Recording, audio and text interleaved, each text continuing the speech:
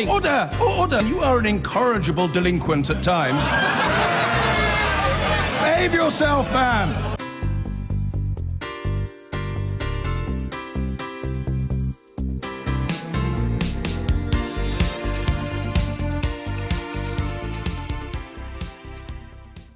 Now, this time yesterday, we reported on the plight of Rohingya Muslims fleeing violence in Myanmar.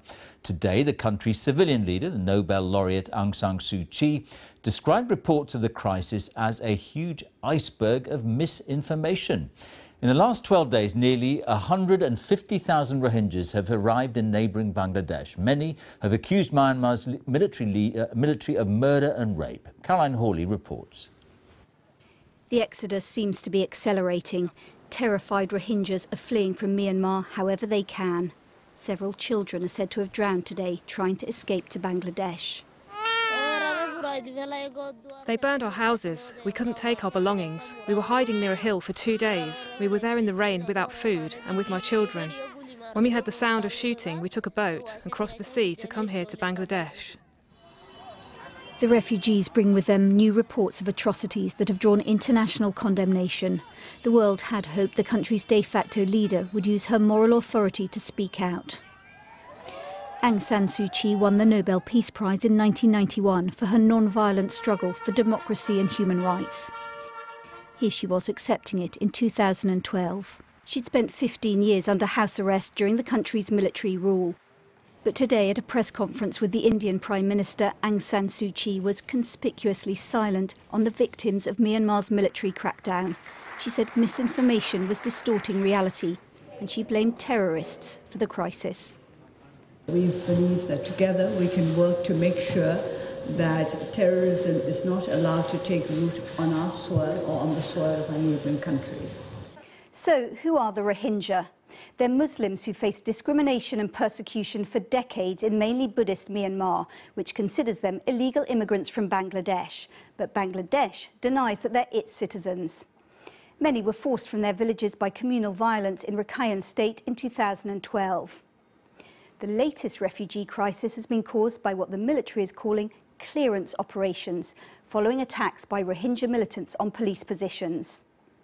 150,000 Rohingyas have fled Myanmar in the last 2 weeks alone.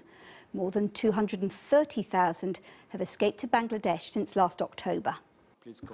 Malala Yousafzai, a fellow recipient of the Nobel Peace Prize, this week called on Aung San Suu Kyi to condemn what she called the tragic and shameful treatment of the Rohingyas. Aid agencies haven't been allowed into the areas they're fleeing from, and the UN Secretary-General has warned that this crisis could spiral into a humanitarian catastrophe. Caroline Hawley, BBC News. Fake news, not 2 words from Donald Trump, but from the famous Nobel Peace-winning leader of Burma, Aung San Suu Kyi, praised by everyone from Barack Obama to Angela Merkel. She is seeking to deflect the Rohingya crisis that so far sent almost 150,000 Rohingya Muslims fleeing across the border to Bangladesh.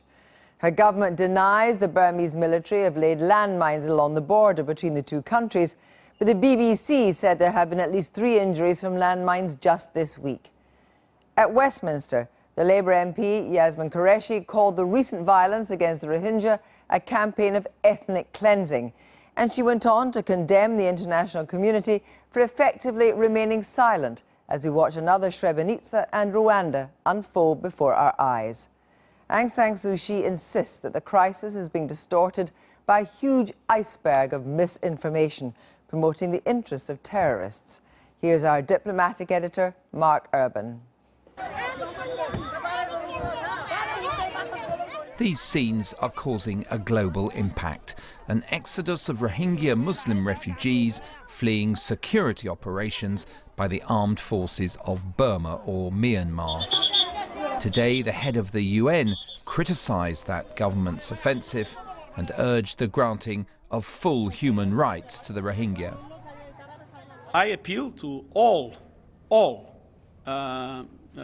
authorities in Myanmar, civilian authorities and military authorities, to indeed put an end to this violence that, in my opinion, is creating a situation that can destabilize the region. And the crisis is doing nothing for the international reputation of Aung San Suu Kyi either.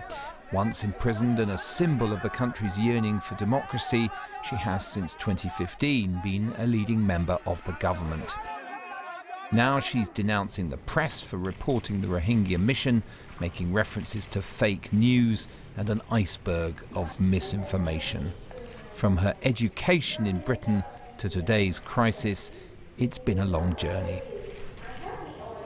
She kind of melded very brilliantly for a while the whole Western British democratic politics with the kind of discourse you have at Oxford, with the Burmese Buddhism that she grew up in, and with the whole independence philosophy of her father. And these were very disparate things which she melded very successfully. But that is a hard mix or fix to maintain indefinitely, both from a psychological point of view and from a practical point of view. And unfortunately, I think that she's lost the plot. During the long years of house arrest, Aung was championed by leaders the world over. In fact, I've very often thought, I'm quite free. I don't know why people say I'm not free. I'm free because I was free up there. After her release 5 years ago, she campaigned for democracy and human rights. The belief in spiritual freedom does not have to mean an indifference to the practical need for the basic rights and freedoms that are generally seen as necessary, that human beings may live like human beings. A basic human right, which I value highly, is freedom from fear.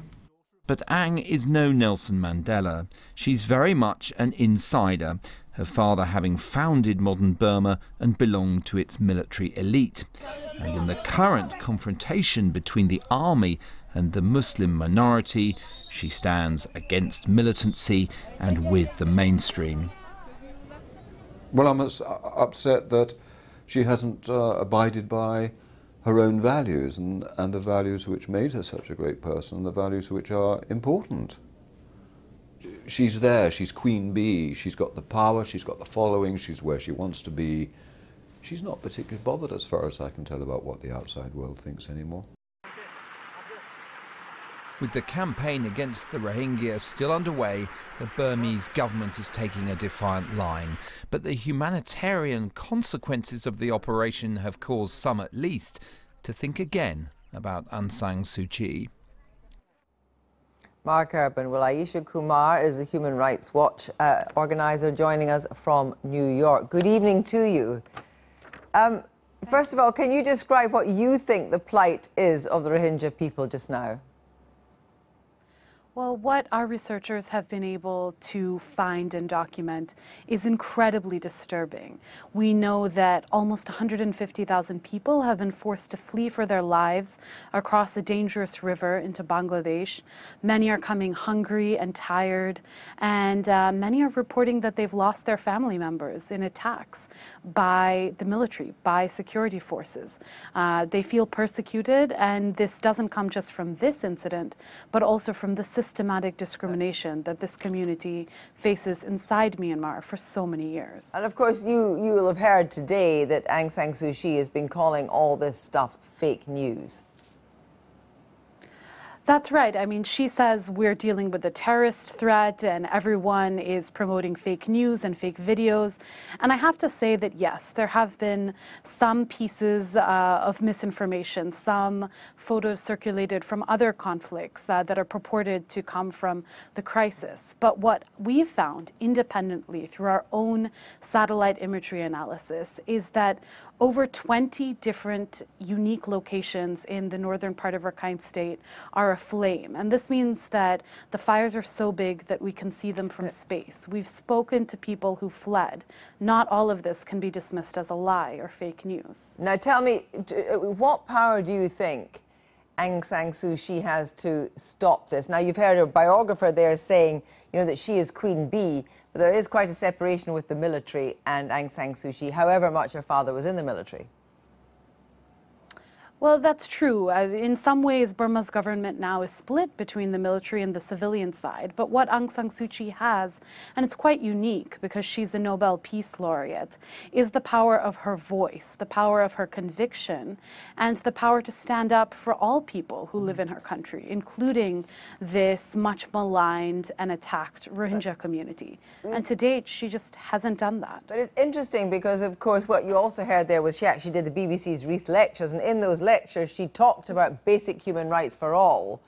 Now, did she just simply, was that for public consumption, or do you really believe that she is equivocating over this, or that she genuinely believes, which does she believe, the Rohingya do not have the same human rights, or in fact that she doesn't have the power to change it? You know, it's hard to know what's actually motivating her at this point in time. There could be some political calculations. She is, at the end of the day, an elected politician. But her words, the words, they stand for themselves. She's spoken out for human rights for all people, whether they be citizens or non-citizens. And so any of this domestic rhetoric that says these people don't belong here shouldn't matter, because they don't deserve to be killed, they don't deserve to be persecuted, and they certainly shouldn't be driven from their homes by rapes or killings by the military. Tell me, finally, do you think there is something the Nobel Peace Committee should do? There's talk of rescinding a prize, which they say they can't do, but should there be some censure? Well, the prize itself is irrevocable, but it does stand for some principles. And we've already seen a few Nobel laureates reach out and ask Aung San Suu Kyi to do the right thing and to stand up. Many more of these laureates can do that, because we can only hope that their voices will prevail on her to take the right decision, to cooperate with the UN, to stop obstructing the delivery of aid, and to allow independent human rights investigators in to really determine what is the truth and what's fake news. Aisha Kumar, thank you very much for joining us. Well, the Labour MP, Roshanara Ali, is the chair of the All-Party Parliamentary Group for Burma. Good evening. Good evening. Do you think that she was massively lauded by Barack Obama, Angela Merkel? We just said she did the BBC Wreath Lecture. She opened your party's new headquarters. Was that a huge miscalculation? Should there have been some critical faculty at play here?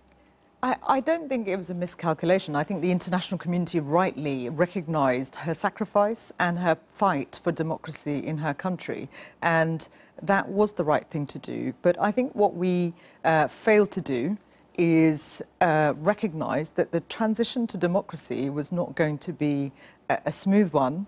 And one of the things that I and many other parliamentarians, one of the challenges that we expressed that was going to continue was that if we remove sanctions, very rapidly, we would lose the leverage to influence the government, which, even with a democratic transition, it's an imperfect democracy. 25% of parliamentarians are still from the ruling military, the military-controlled defence, security, and much else. They hold the balance of power, ultimately. But maybe we did make a miscalculation. You heard a biographer say there, she was very much steeped in the military. She was part of that whole deep state idea, that perhaps she was actually pulling the wool over our eyes.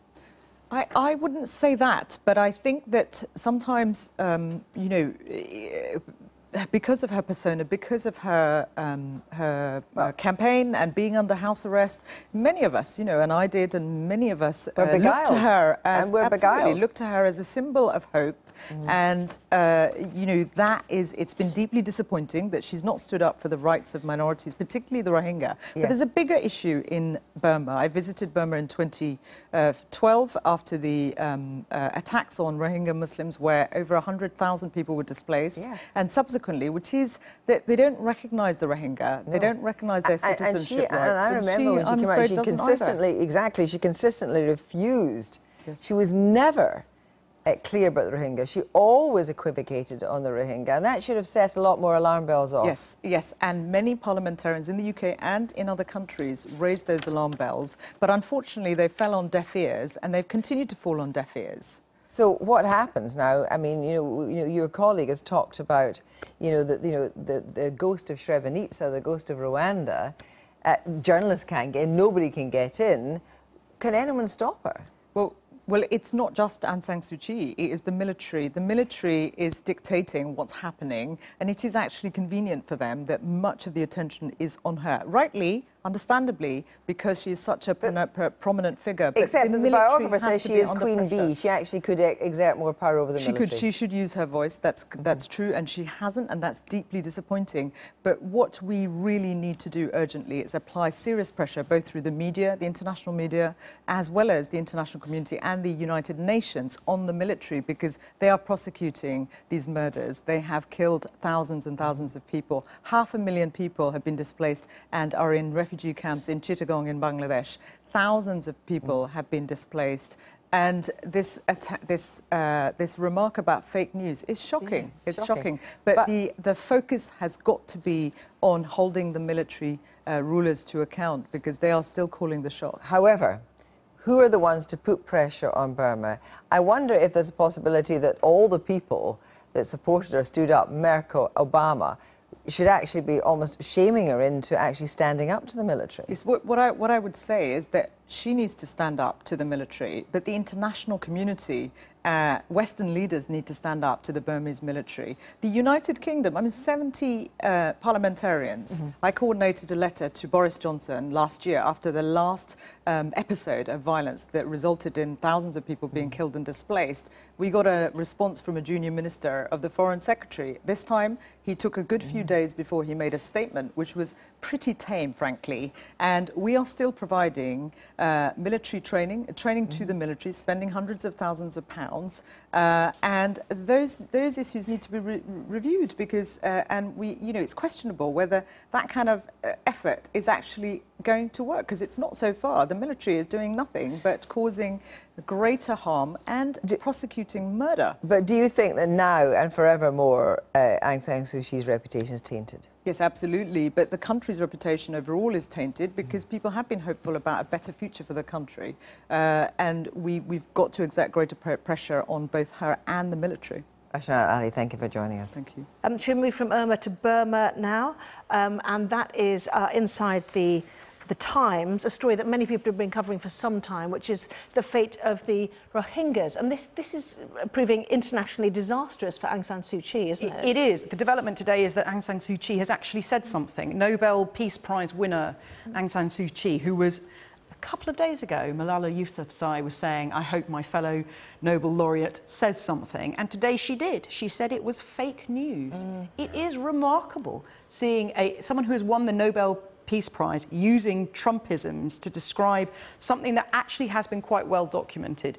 There have been some fake pictures circulating. That is true. But this is not fake news. But there were a number of allegedly terrorist attacks carried out by an extreme branch of the Rohingya Muslims, which seems to have led to a crackdown, which led to the exodus. So yes, at what point is it local fear that's prompting people to leave? It's a very heavy-handed crackdown. There's been a history of ethnic cleansing in this particular part of the country for a long time now.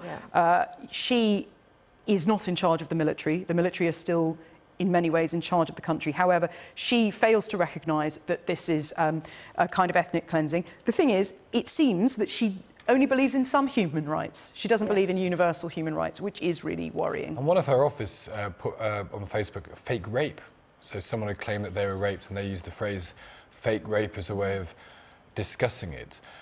And the UN, I mean, the problem with any type of disturbance like this, that someone's terrorist, another person's freedom fighter, and then you have counter-claims, and there will always be, and we now live in a climate more than ever where people can say fake news as a way of shutting down any form of legitimate criticism. But there are people, Amnesty International, there are charities, there's the UN. The UN is very clear what is happening here, that a load of predominantly Muslim people are being ethnically cleansed, attacked, raped, abused by a group of people not of their religion and not of their race. That is a kind of definition of ethnic cleansing, and it's going on under the auspices of someone who's just won the Nobel Peace Prize. Yeah, it's all very interesting, isn't it?